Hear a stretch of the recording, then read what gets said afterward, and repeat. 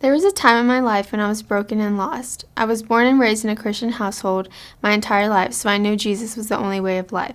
But I didn't start a personal relationship with him until I was faced with my own trials and tribulations.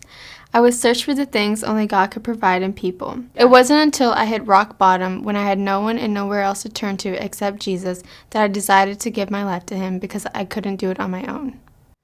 I no longer desire the ways of the world, but I desire to know God more. I'm excited to see how God is going to use me for the expansion of his kingdom. Growing up, I was always so close to Jesus, and I've always felt peace with him. I grew up in a religious community, so it never felt like I strayed from sort of this path that I was brought up with.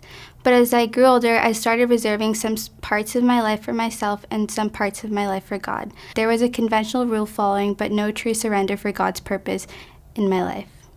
But as I spent more and more time meditating on the good news that Jesus came, died, and rose again on the third day, it made me realize how much love, sacrifice, and strength it takes to forgive someone like me. Now that I'm a follower of Jesus, I'm free to live a righteous, holy, and chosen life.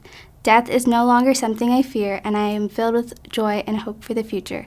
I am eager to live in the will of God and love him with all of my heart, soul, and mind.